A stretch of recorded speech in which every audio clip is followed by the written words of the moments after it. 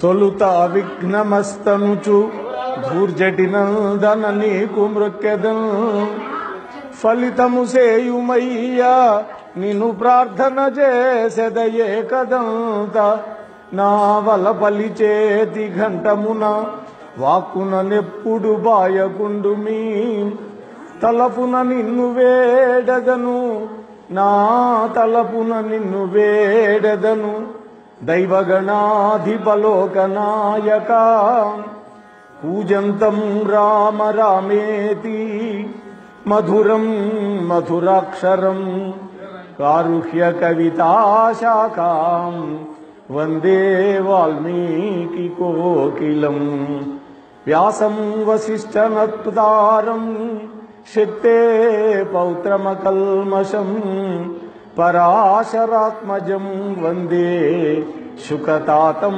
తపోనిధిం వ్యాసాయ విష్ణురూపాయ వ్యాసరూపాయ విష్ణవే నమో వై బ్రహ్మనిధయే వాసిష్ఠాయ నమో నమః ఆపదాం అపహర్తారం దాతారం సర్వసంపదాం లోకాభిరామం శ్రీరామం భూయో భూయో నమామ్యహం ఆంజనేయమతిపాటలాననం కాంచనాద్రికమనీయ విగ్రహం పారిజాతతరుమూలవాసినం భావయామి పవమాననందనం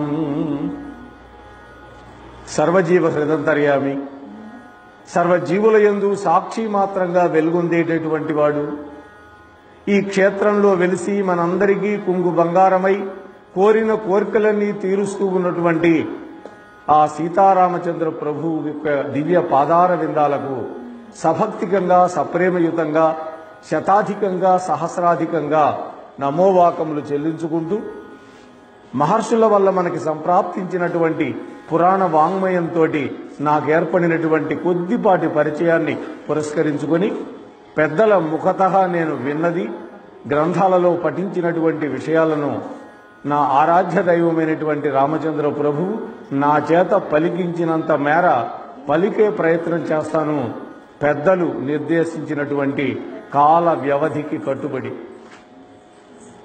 కాలం భగవత్ స్వరూపం. మన ఆంధ్ర రాష్ట్రంలో మనం చాంద్రమానాన్ని అనుసరిస్తూ ఉంటాం. తమిళనాడులో సౌరమానాన్ని అనుసరిస్తూ ఉంటారు.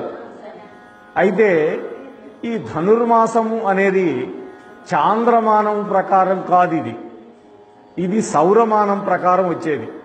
అంటే 12 రాసులు ఉన్నాయి. ఒక్కొక్క రాశిలోకి సూర్యుడు నన్ను చెప్పమంటారా? అలా మాట్లాడితే ఎలా చెప్పగలుగుతారు చెప్పండి. అమర్ కూర్చోండి. సరే, శబ్దం లేకుండా కూర్చోండి ప్లీజ్. అలా సౌరమానము చాంద్రమానము అనేటువంటి వాటిల్లో మనం ఈ యొక్క ధనుర్మాసం సౌరమానం ప్రకారం వచ్చేటటువంటిది. అయితే భగవంతుడు భగవద్గీతలో ఒక మాట చెప్పాడు, ఇందాక మీరు చదివారు, మాసానాం మార్గశీర్షోహం అన్నాడు. అంటే మాసాలలో నేను మార్గశిర మాసాన్ని అన్నాడు పరమాత్మ. మరి ఈ మార్గశీర్ష మాసం ఇప్పుడు నడుస్తోంది. అందులో ఇవాళ వైకుంఠ ఏకాదశి. అసలు ఈ వైకుంఠ ఏకాదశిని ఎలా నిర్ణయం చేస్తారు అనంటే, ధనుర్మాసం వచ్చాక వచ్చే మొదటి ఏకాదశి, శుద్ధంలో వచ్చే ఏకాదశిని వైకుంఠ ఏకాదశి అంటాం. అయితే మార్గశీర్షంలో గనక వస్తే ఈ ఏకాదశి, దీన్ని మోక్ష ఏకాదశి అంటారు. ఒక్కొక్కసారి ఇదే ఏకాదశి పుష్యమాసంలో వస్తుంది, అప్పుడు దీన్ని పుత్రద ఏకాదశి అంటారు. మానవుడు ఈ భూమి మీద జన్మించిన తర్వాత మహిళలు కానీ పురుషులు కానీ కొన్ని నోములు వ్రతాలు చేస్తారు. నోములు అనేటువంటివి ఆడది పెళ్లి కాక ముందు చేస్తుంది, పెళ్లి అయిన తర్వాత చేస్తుంది. పెళ్లి కాకముందు ఎందుకు చేస్తుంది? మంచి భర్త రావాలి అని. పెళ్లి అయిన తర్వాత ఎందుకు చేస్తుంది? పుత్ర సంతానం కావాలి అని, వంశాభివృద్ధి జరగాలని, భర్త ఆయుర్దాయం బాగుండాలని, ఇంట్లో ధన కనక వస్తు వాహనాలన్నీ కూడా సమృద్ధిగా ఉండాలి అని నోములు చేస్తారు. అయితే ఒక నోము ఆచరించేటప్పుడు మగవాడితో పని లేదు. పెళ్లి కాకముందైతే తల్లిదండ్రుల అనుమతి తీసుకొని నోము చేయాలి. అదే పెళ్లి అయిన తర్వాత అయితే భర్త అనుమతి తీసుకొని నోము చేయాలి. ఒక రాజుగారికి 2 భార్యలు ఉన్నారు. పెద్ద భార్య చిన్న భార్య ఇద్దరు కూడా నోములు నోచేవాళ్లే. కానీ పెద్ద భార్య భర్త యొక్క అనుమతితోటి నమస్కరించి నోము చేసింది. చిన్న భార్య తనంతట తానే చేసుకుంటూ పోయింది. కాలవశాన మరణించారు. మరి భర్త అనుమతి తీసుకొని నోములు చేసినటువంటి పెద్ద భార్య స్వర్గానికి వెళ్ళింది. చిన్న భార్య ఆమె నోములు చేసినప్పటికీ స్వర్గానికి వెళ్ళలేకపోయింది. ఏమిటి కారణం అంటే ఇదే. కాబట్టి భర్త అనుమతితోటి చేయాలి అవి నోములు. మరి వ్రతం ఏమిటి? నోముకి వ్రతానికి తేడా ఏంటి? వ్రతము అనేది దానికి ఒక నిష్ఠ, ఒక విధానముతోటి చేసుకునేది. వ్రతం చేసుకునేటప్పుడు భర్త పక్కనుంటే ఎక్కువ ప్రయోజనం. లేదు వరలక్ష్మి వ్రతం చేసుకుంటున్నాం, భర్త పక్కన లేకపోయినా భర్త వాడుకునేటువంటి ఒక తుండు కూడా దగ్గర పెట్టుకొని చేసినా చాలు. అదే భర్త యాగం చేయాలంటే భార్య పక్కన లేకపోతే యజ్ఞాన్ని చేసే అర్హత లేదు. ఒకవేళ ఏదైనా సమస్య వస్తే రాముడు అంతటివాడు ఏం చేశాడు? స్వర్ణసీతం చేసి అశ్వమేధ యాగం చేశాడు. మనమేం చేయాలి? స్వర్ణసీతను మనం చేయగలమా? మన వల్ల కాదు. అందుకని మనం ఏం చేయాలి? మనం ఆ భార్య యొక్క రేవికిల గుడ్డ బొడ్డును దోపుకొని భర్త చెయ్యాలి ఎప్పుడైనా సమస్య వచ్చినప్పుడు. కాబట్టి వ్రతాలన్నిటిలో కంటే కూడా గొప్ప వ్రతం ఏకాదశి వ్రతం. మిగిలిన వ్రతాలు భార్యాభర్తలు లేదా వాళ్ళింటో కుటుంబ సభ్యులు వాళ్ళ యొక్క బాగోగుల కోసం చేసుకుంటే, ఏకాదశి వ్రతం ఎవరి కోసం వాళ్లే చేసుకోవాలి. భార్య చేస్తే భర్తకు పోదు, భర్త చేస్తే భార్యకి రాదు. అంటే ఎవరిని వాళ్ళు ఉద్ధరించుకోవటం కోసం చేసుకోవాల్సినటువంటి వ్రతం ఏకాదశి వ్రతం. అటువంటి ఏకాదశులు సంవత్సరానికి 24 వస్తాయి. శుద్ధంలో ఒక ఏకాదశి, బహుళంలో ఒక ఏకాదశి చొప్పున 12 రోజులు 24 ఏకాదశులు. అయితే ఈ సంవత్సరం మన అదృష్టం కొద్దీ అధిక మాసం రావడం వల్ల 26 ఏకాదశులు వచ్చింది. ఒక్కొక్క ఏకాదశికి ఒక్కొక్క పేరు పెట్టారు. పద్మపురాణంలో చెప్పారు ఇవన్నీ. అయితే మామూలుగా తొలి ఏకాదశి అనేది ఆషాఢ శుద్ధ ఏకాదశి. ఆ రోజున సన్యాసాశ్రమం స్వీకరించినటువంటి వాళ్ళు చాతుర్మాస్య వ్రతాన్ని ప్రారంభించేటటువంటి రోజు. అదే కాదు, పరమాత్మ యోగ నిద్రలోకి వెళ్ళిపోయేటటువంటి రోజు. పరమాత్మ నిద్రపోవడం ఏమిటి? ఆయన నిద్రపోతే లోకం ఉంటుందా? అది మనలాంటి తామసిక నిద్ర కాదు, అది యోగ నిద్ర.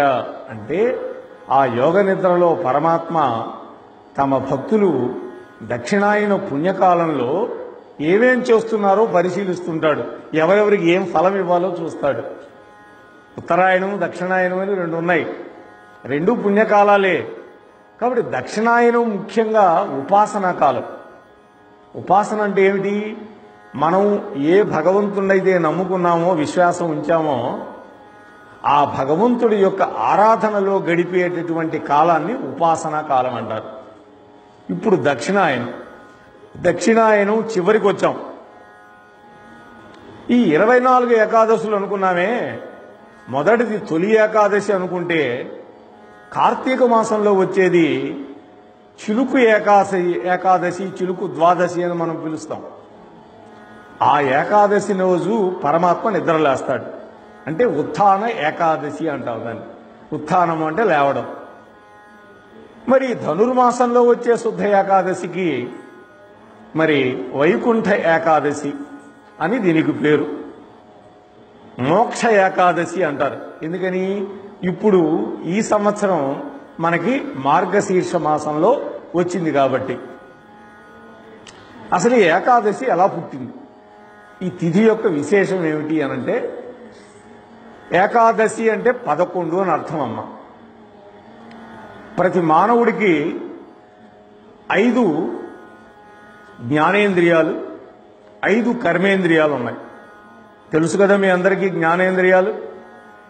ముక్కులు, చెవులు, కళ్ళు, నాలుక, చర్మం.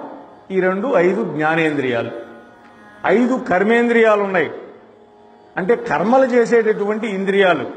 చేతులు, కాళ్ళు, పాయువు, ఉపస్థ, ఇటువంటివి 5 కర్మేంద్రియాలు. 5 ఎన్ని?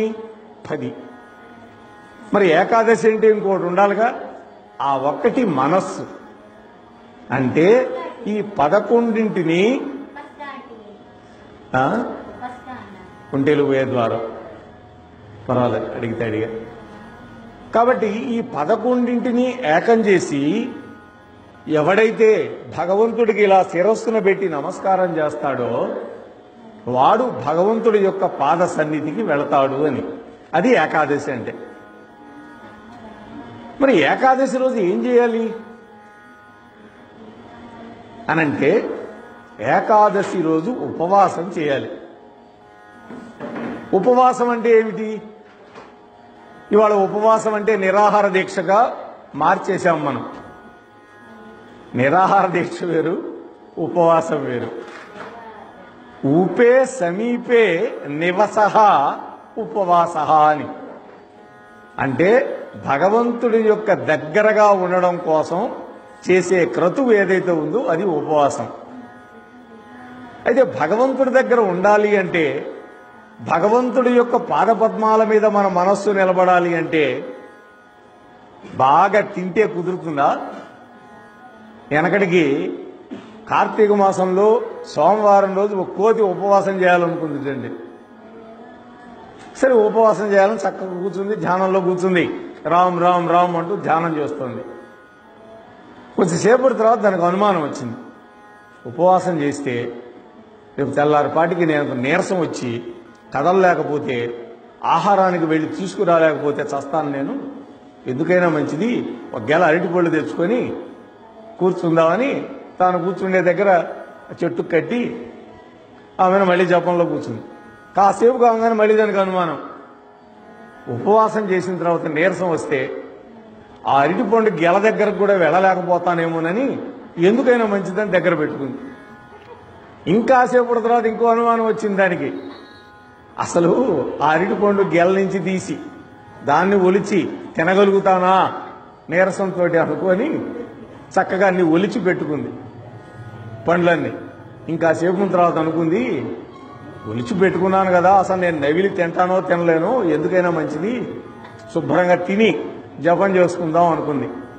శుభ్రంగా కడుపు నిండా మెక్కింది, హాయిగా పడుకొని నిద్రపోయింది. కాబట్టి అది కాదు. మరి ఉపవాసం అంటే ఏంటి? మామూలుగా ఏకాదశి అనేటువంటి ఉపవాసం ముందు రోజే ప్రారంభం అవుతుంది. దశమి రోజు. దశమి రోజు ఏకభుక్తంగా ఉండాలి. అంటే ఒక్క పూటే భోజనం. రాత్రిపూట కొద్దిగా లఘువుగా అల్పాహారం తీసుకోవాలి. అంతేగాని 1-2 వాయిలు ఇడ్లీలు వేసుకొని దాంట్లో కారపొడి నెయ్యి వేసి తినటం కాదు. లఘువుగా తీసుకోవాలి. మరుసటి రోజు ఏకాదశి మొదలవుతుంది. ఆ రోజు కొంతమంది అయితే నీళ్లు కూడా తీసుకోకుండా ఉపవాసం ఉంటారు. అది శరీరం సహకరించినటువంటి వాళ్ళు. అలా సహకారం లేనప్పుడు పరిమితమైన ఆహారం, అంటే సాత్వికమైన ఆహారం, పాలు, పండ్లు, ఇవి తీసుకుంటే శరీరం పడిపోకుండా ఉంటుంది. కలియుగంలో మనమంతా అన్నగత ప్రాణులం. అన్నం ఉంటేనే బతుకుతాం. కృతయుగంలో అలా కాదు. కృతయుగంలో అస్థిగత ప్రాణులు, అంటే ఎముకలతోటి ఆధారించుకొని ఉంటాయి ప్రాణాలు. అందుకని అప్పుడు హిరణ్యకశిపుడు భయానకమైన తపస్సు చేస్తే ఎముకలు గూడైపోయినాడు. కానీ వాళ్ళలో ప్రాణం ఉంది, ఎముకల్లో ఉంటుంది. తర్వాత యుగం వచ్చేసరికి రక్త మాంసాల్లో ప్రాణాలు ఉంటాయి. తర్వాత యుగం, ఈ కలియుగం వచ్చేసరికి మనుషులు అలసులు, మందబుద్ధులు, అల్పరోగ తరాయుషులు అంటాడు వ్యాస మహర్షి.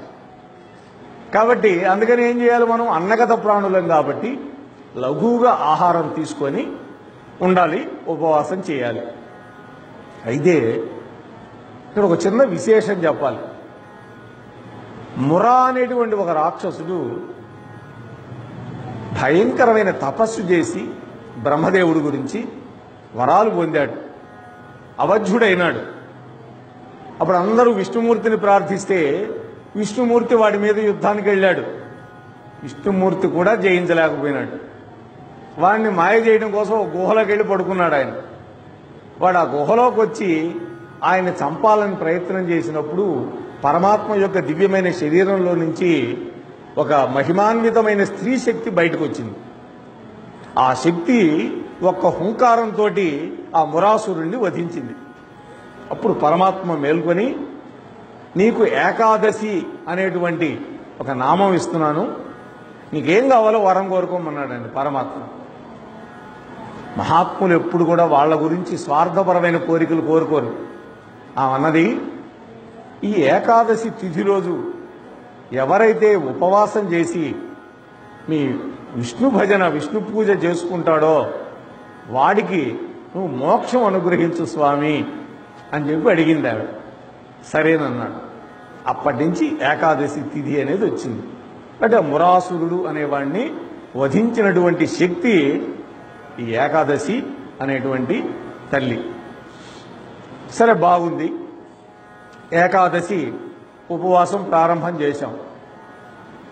పరమాత్మ ఆ మురాసురుడు వధించిన తర్వాత వాడు ఏడ్చాట ప్రేత రూపంలో.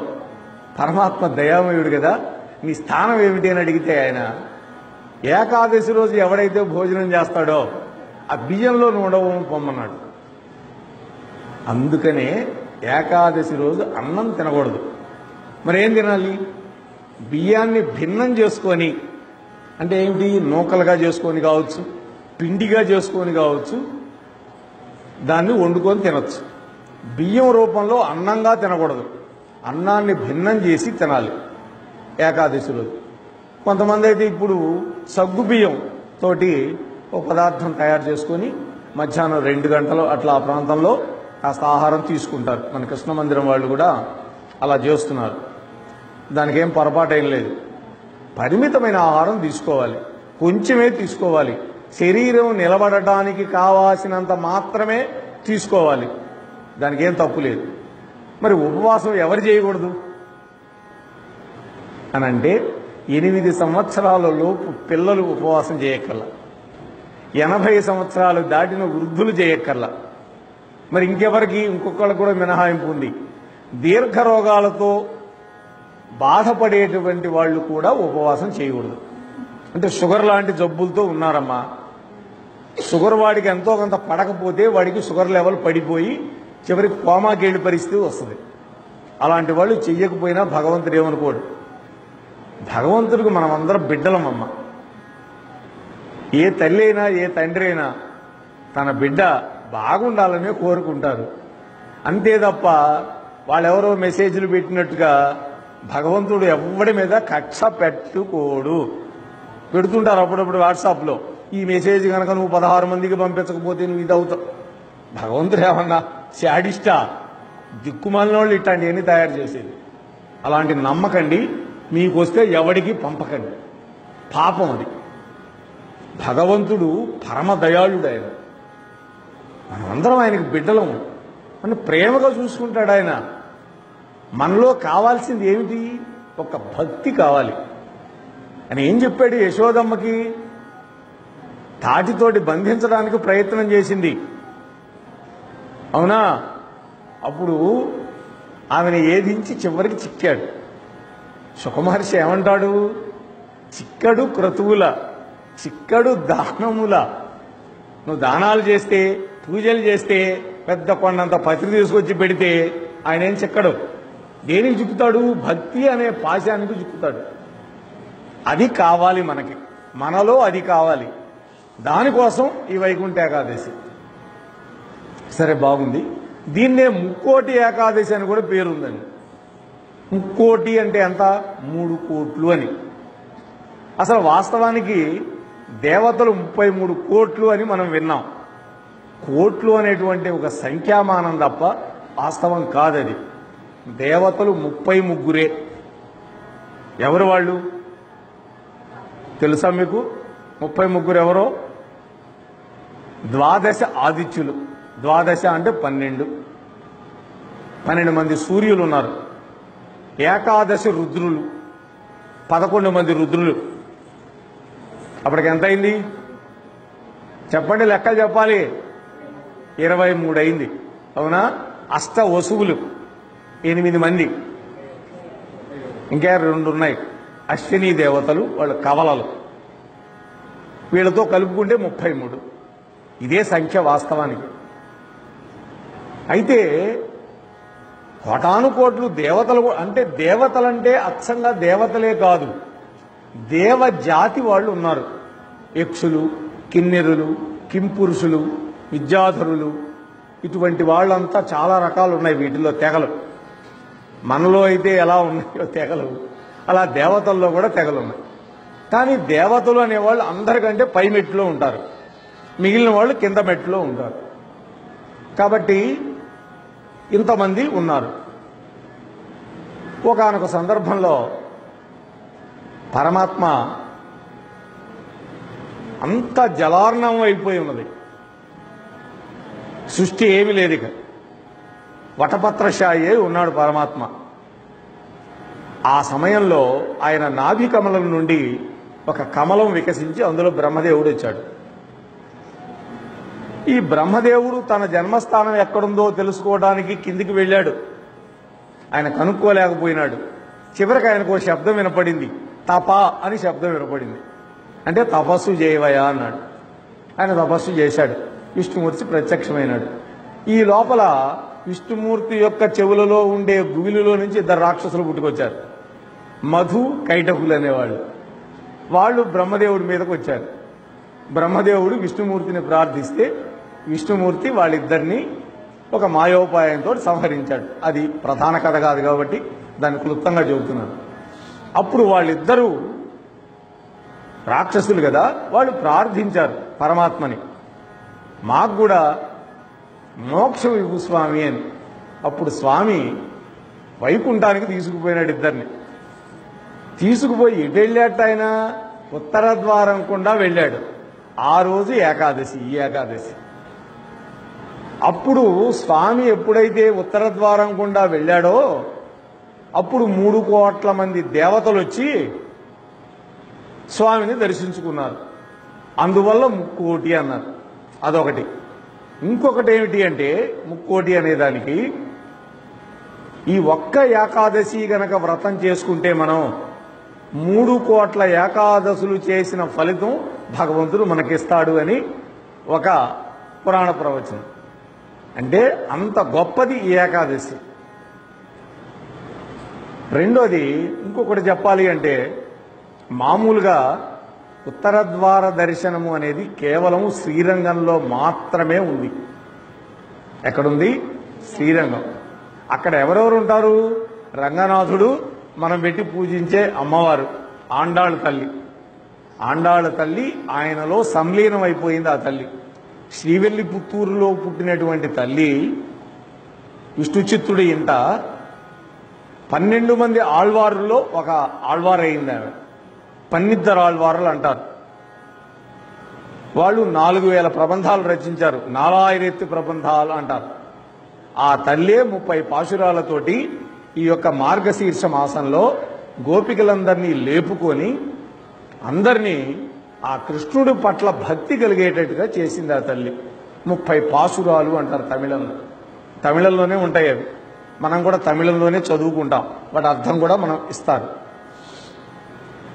అయితే ఆ రంగనాథుడు ఉండే చోట మాత్రమే ఉత్తర ద్వార దర్శనం ఉంటే అందరం మనం శ్రీరంగం వెళ్ళలేంగా. మరి మన గతి ఏమిటి? అందుకని ప్రతి విష్ణాలయంలో కూడా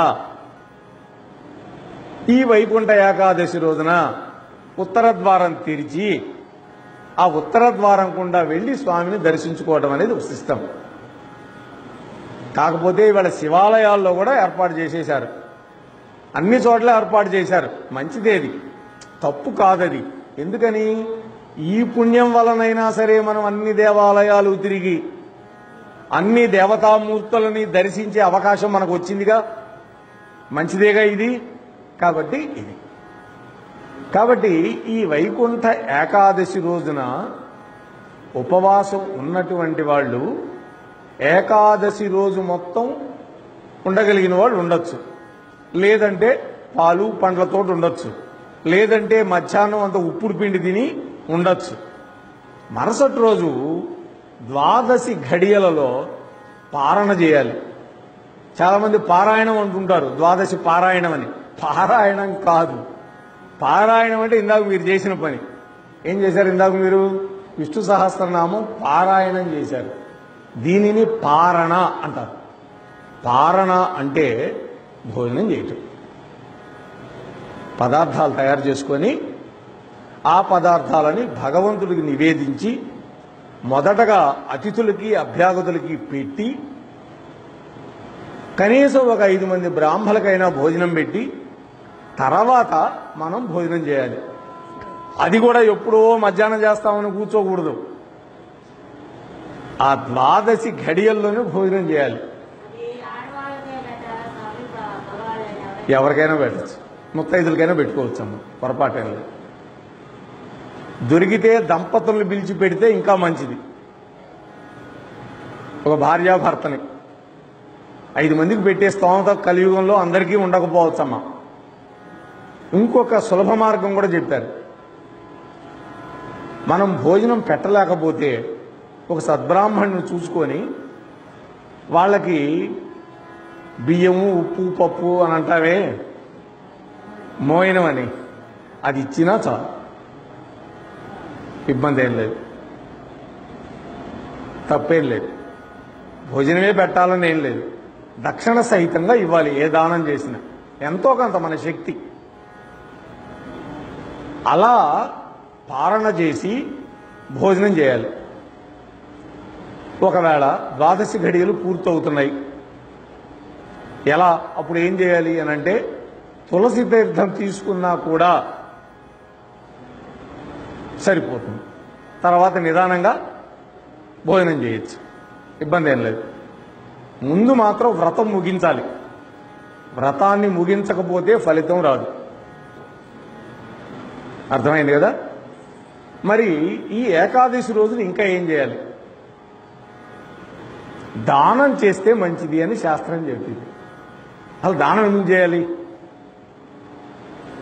1,00,000 రూపాయలు ఉన్నాయి ఒకడికి బ్యాంక్ అకౌంట్లో అనుకుందాం. వాడు ఏదో కారణం వల్ల మరణించాడు. ఆ డబ్బు ఎవరికి పోతుంది? వాళ్ళ వారసులకు పోతుంది, అంతే కదా? కానీ ఆ డబ్బులోనే కొంత డబ్బుని తాను గనక దానం చేసుకుంటే, ఒక ఆశ్రమానికి ఒక స్వామీజీ వచ్చారు. మీ అందరికీ బ్యాంకు బ్యాలెన్స్లు ఉన్నాయా అని అడిగారు. అందరూ ముసలోళ్ళగా వచ్చేది కార్యక్రమాలకి. ఒక ఆయన లేచి నాకు ఆంధ్ర బ్యాంకులో ఉందండి, ఇంకో ఆయన స్టేట్ బ్యాంకులో ఉందండి అని ఇట్లా ఏదో బ్యాంకుల పేర్లు చెబుతున్నారు. ఆ పైనుండే బ్యాంకులో మీకు ఎవరికైనా డబ్బు ఉందా అని అడిగాడండి. ఈ పై బ్యాంక్ ఏందండి, మేము ఎప్పుడు వినలేదండి అన్నారు వాళ్ళు. పరలోకంలో కూడా ఒక బ్యాంకు ఉందయా, మరి దాంట్లో ఎట్టండి డబ్బులు వేసేది? ఆన్లైన్ ద్వారా పంపించాలా? ఇక్కడ దానం చేస్తే, ఇక్కడ భగవత్ కైంకర్యానికి ఖర్చు పెడితే అదే పరలోకంలో ఉండే ఖాతాలో పుణ్యంగా జమ అవుతుంది. ఇది గుర్తుపెట్టుకోవాలి. అందుకనే ఇప్పటికీ కూడా వ్యాపారస్తులు నేను చూస్తుంటాను, వాళ్ళ లాభంలో 1 పైసానో 2 పైసాలో తీసి ప్రక్కన పెడతారు. ఎందుకోసం? అది ధార్మిక కార్యక్రమాల కోసం. ఒక యాత్రకు వెళ్ళాలి, ఆ డబ్బు వాడుకోవచ్చు. ఏదో ఒక ప్రవచనాలు ఏర్పాటు చేశాం, దానికి ఏదో డబ్బు ఖర్చు, ప్రసాదాలు, వీటన్నిటికీ దాన్ని ఖర్చు పెట్టచ్చు. ఇవాళ వైకుంఠ ఏకాదశి వచ్చింది, పూలమాలలు కావాలి, ఆ డబ్బులోంచి ఖర్చు చేసుకోవచ్చు. అంటే మనకు వెసులుబాటు కోసం. అలా ప్రతి వ్యక్తి కూడా దానం చేయాలి. అయితే అన్ని దానాల్లో కంటే గొప్ప దానం ఏది? అన్నదానం. ఎందుకని? డబ్బు ఇచ్చాం 1,00,000 రూపాయలు మీకు, వాడి దగ్గర 1 కోటి రూపాయలు ముడుగు ఇంకో 1,00,000 ఇవ్వకూడదా నాకు అనిపిస్తుంది కదా. మితం లేదు దానికి. కానీ అన్నం పెడితే చాలు అంటాడు, తృప్తి పొందుతాడు జీవుడు. ఎందుకని అన్నం పెట్టాలి అంటే భగవద్గీతలో కృష్ణుడు చెప్పాడు, అహం వైశ్వానరో భూత్వా ప్రాణినాం దేహమాశ్రితగా ప్రాణాపాన సమాయుక్తః పచామ్యన్నం చతుర్విధం. వైశ్వానరుడు అనేటువంటి పేరుతోటి నేను లోపల ఉన్నానన్నాడు. అందుకనే ఉపనయనమైనటువంటి వాళ్ళు ఎవరైనా సరే అన్నం పెట్టగానే ఆపగా తినేయకూడదు. మగవాడికి లేదైతే తినటానికి. నెయ్యి కూడా వేశాక చుట్టూత నీళ్లు తిప్పి 5 ఆహుతులు లోపలికి ఇవ్వాలి. ఆహుతులు అంటారు వాటిని. ఎలా? ఈ 3 వేళ్లు మాత్రమే, ఒక 3-4 మెతుకులు అంతే. అలా మెతుకులు తీసుకొని పళ్ళకు టచ్ కాకూడదు, అలా నోట్లో వేసుకోవాలి. ఓం ప్రాణాయ స్వాహ, ఓం యానాయ స్వాహ, ఓం ఉదానాయ స్వాహ, ఇలా 5 ఆహుతులు ఇచ్చి వేయాలి. అంటే ఏమిటి అర్థం? లోపల వైశ్వానరుడుగా ఉన్నటువంటి పరమాత్మకి భోజనం పెడుతున్నావు నువ్వు. ఆడవాళ్ళైతే ఏం చేస్తారో తెలుసా? పొయ్యి రాజేయంగానే అన్ని బియ్యం గింజలు అగ్నిలో వేస్తారు. మీకు అలవాటు ఉందో లేదో? ఎందుకని? అగ్ని వల్లనే మనం బతుకుతున్నాం, అవునా? అందుకని మనం ఏం చేయాలి? ఆ అగ్నికి ఆహారం ఇవ్వాలి. అగ్నిదేవుడు మనకి 2 పనులు చేసి పెడతాడు. ఒకటి హవ్యవాహనుడు, 2 కవ్యవాహనుడు అని 2 పేర్లు ఉన్నాయి ఆయనకి. హవ్యం అంటే దేవతలకి తీసుకెళ్ళి ఇచ్చే పదార్థాలని హవ్యం అంటారు. యజ్ఞాలు చేసేటప్పుడు దేవతల యొక్క భాగాన్ని తీసుకువెళ్ళి ఇంద్రాయ స్వాహ, ఇంద్రాయై ఇదన్నమమా అని మంత్రం చెప్పి ఆహుతులు సమర్పిస్తే దానిని అగ్నిదేవుడు పోస్ట్ మ్యాన్ లాంటి వాడు అనుకోండి, మీకు సులభంగా అర్థం కావాలంటే, తీసుకువెళ్ళి ఇంద్రుడికి ఇస్తాడు. మరి కవ్యం అంటే ఏమిటి? పితృకార్యాలలో మనం సమర్పించేటటువంటిది మన పితృదేవతలకి తీసుకెళ్ళి ఇస్తాడు. పితృకార్యంలో కూడా అగ్ని ఉంటుంది. అగ్నిలో అన్నం వ్రేల్చాలి, అప్పుడు ఆ అగ్ని మన పితృదేవతలకు అందిస్తాడు. అందుకని కవ్యవాహన అంటారు. దాన్ని స్వధేయం స్వధేయం స్వధేయం అని 3 సార్లు ఇస్తరులో పెట్టాలి. అది ఇలా మనం ఏకాదశి రోజున వీలైనంత వరకు దానం చేసుకోమన్నారు. డబ్బుంది భూదానం చేయొచ్చు, డబ్బుంది సువర్ణ దానం చేయొచ్చు, రజత దానం చేయొచ్చు. భూదానం చేస్తే వాడికి తీసుకున్న వాడికి కూడా ఫలితం ఉంటుంది. వామన చరిత్రలో చెప్తాడు పరమాత్మ. మిగతా దానాల్లో తీసుకునేవాడికి ఏం ఫలితం ఉండదు. ఎవడికి ఉంటుంది ఫలితం? ఇచ్చేవాడికి మాత్రమే ఉంటుంది. దానం చేసేవాడికి మాత్రమే ఉంటుంది, పుచ్చుకునేవాడికి ఏముండదు. ఇంకో రకంగా మాట్లాడితే పుచ్చుకునేవాడు వీడి పాపాలు గ్రహించాల్సి వస్తుంది. అందుకని ఏం చేస్తాము? ఒకవేళ మేము ఎక్కడైనా దానం తీసుకోవాల్సి వస్తే గాయత్రి చేసుకోవాలి, అప్పుడు ఆ పాపాన్ని పరిహరిస్తుంది. తప్పదు కదా. మరి దానం పట్టకపోతే మిగతా వాళ్ళంతా తరించేది ఎట్లా? మరి నువ్వుల దానం పట్టేవాడు ఉన్నాడు, ఆ నువ్వుల దానం పట్టుకోపోతే ఆ శని గ్రహ ప్రేడ మనకు పోయేది ఎట్లా? అందుకనే ఏ దానం చేసినా ఆ వస్తువు ఒక్కటే ఇచ్చి ఊరుకోకూడదు. ఏమి ఇవ్వాలి మరి? ద్రవ్యం ఇవ్వాలి, డబ్బు ఇవ్వాలి, గుర్తుపెట్టుకోండి. అలాగే వస్త్రదానం కూడా చాలా మంచిది. వస్త్రదానం చేసేవాడికి వస్త్రాల కరువు అనేది ఉండదు. వస్త్రదానం అనగానే మనం కూడా కక్కుర్తి పడకూడదు. ఇంత దిక్కుమాలను తుండుగూడ కూడా తెచ్చి అది తెచ్చి ఇవ్వకూడదు. బ్రాహ్మణం తుండుగూడలు ఉంటాయంట కొట్లలో విచిత్రంగా. ఏంది అసలు అది? బ్రాహ్మణుతుంది గుడ్డ ఏంటి? అది అట్లాంటిది ఏంటి? మన ఇంట్లో వాడుకుంటామా మనం? ఇవ్వలేకపోతే ఇవ్వవాక, సమస్య ఏం లేదు. అది వాడు ఉపయోగించుకోవాలండి. ఎవరికైనా చీర పెట్టారో ఒక ముత్తైదుని పిలిచి, నీకు నచ్చిన చీర మంచిది పెట్టు చేతైతే, అంతేగాని అదేదో బెజ్జాలు పడిపోయిందో దిక్కుమాలను తీసుకొచ్చి పెడితే నీకు పుణ్యం రాదు. నేను నిష్కర్షగా ఉంటుంది నా మాట, ఏమనుకోకండి దయచేసి. లేకపోతే ఏం తప్పు లేదమ్మా, భగవంతుడేం శిక్షించడు. డబ్బు లేదు, దానం చేయలేము, ఏం ప్రమాదమేం లేదు దానికి. రెండోది, అపాత్ర దానం చేయకూడదు. ఇది గుర్తుపెట్టుకోవాలి. అపాత్ర దానం అంటే ఏమిటి? ఎవడో వాడు తాగుబోతున్నాడు, వాడు వచ్చి కాళ్ళ వేళ్ళ పడ్డాడని వాడికి 100 ఇచ్చావు, ఇంకా వాడిని నాశనం చేశావు నువ్వు, పాపం. ఇవ్వకూడదు. పాత్రదానమే చేయాలి, గుర్తుపెట్టుకోవాలి. ఒకడు ఆడపిల్ల పెళ్ళని వచ్చాడు, మనకు తెలిసింది, నీకు చేతయింది, తాళిబొట్టు ఇవ్వు, ఒక పట్టు చీర ఇవ్వు, లేకపోతే ఒక 1000 రూపాయలు ఇచ్చి పంపించు. ఎవడో చనిపోయినారు, శవం కూడా కదిలే దిక్కు లేదని వచ్చాడు, వాడికి గనక డబ్బిస్తే అశ్వమేధ యాగం చేసిన ఫలితం నీ ఖాతాలో పడుతుంది. అసలు కలియుగంలో అశ్వమేధ యాగం లేనే లేదు, అంత ఫలితం వస్తుందన్నాడు. అనాథ ప్రేత సంస్కారానికి మనం గనక డబ్బులు ఇవ్వగలిగితే. అసలు శవం చూస్తేనే పరిగెత్తుంటే మన ఇంటి ఎవరు సావనట్టు. ఏమిటి అసలు ఇది? శవం అంటే శివం అని అర్థం అండి. శివం, చనిపోయినటువంటి వ్యక్తి పరమాత్మే, శివుడే. అందుకనే చెప్తారు, భార్య గడప వరకే, దాటి రావడానికి వీల్లేదు, వాకిలు దాటి. కొడుకులు చుట్టాలు శ్మశానం దాకా. ఆ శ్మశానంలో కూడా చితికి నిప్పట్టించంగానే రేపు ఎరుపు చూస్తే తెలుపు చూడాలని భయం వీడికి. తిక్కుమాలిన భయాలతో వస్తున్నాం మనం.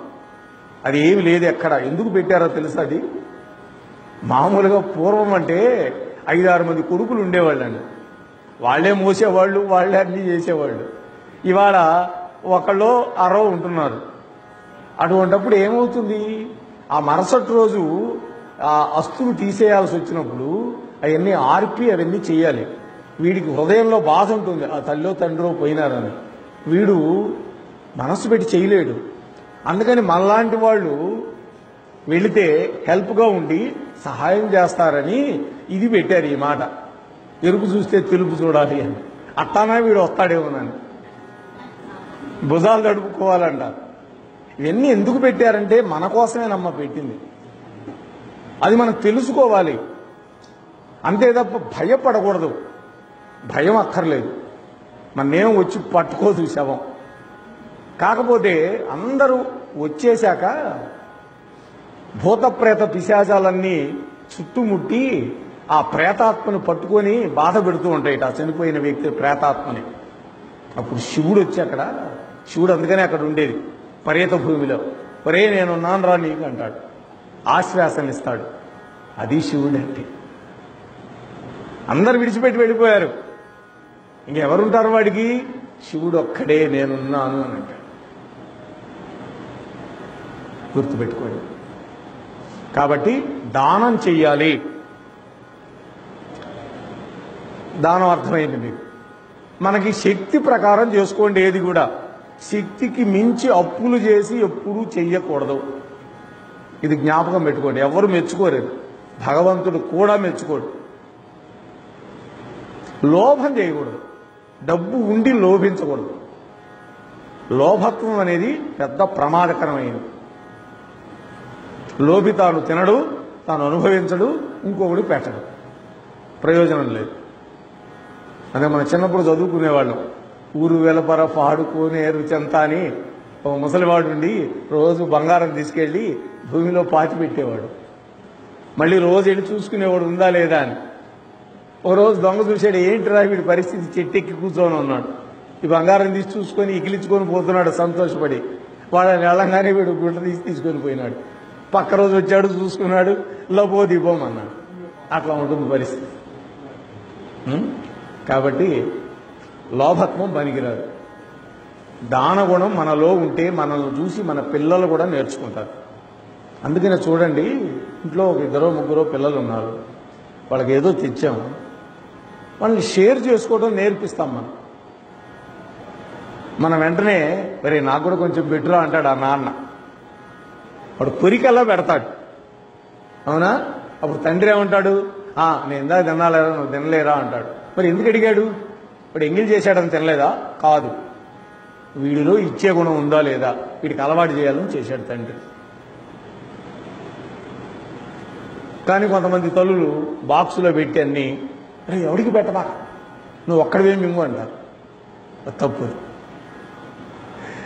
షేర్ చేసుకోవడం నేర్పించాలి పిల్లలకి. దానివల్ల ఏమవుతుంది, పెద్ద అయిన తర్వాత కూడా నీకు కూడా పెడతాడు, లేకపోతే నిన్ను కూడా గెట్ అవుట్ అంటాడు. ఇది తెలుసుకోవాలి.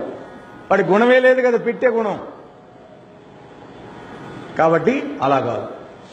సరే, ఇంకా మనకి ఎంత సమయం ఉంది? ఒక మంచి ఘట్టం మాత్రం ఒకటి చెప్పేసి ముగిస్తాను ఇవాళ. అంటే మీరు ముందు నాకు చెప్పలేదు ఎంత సమయం అనేది.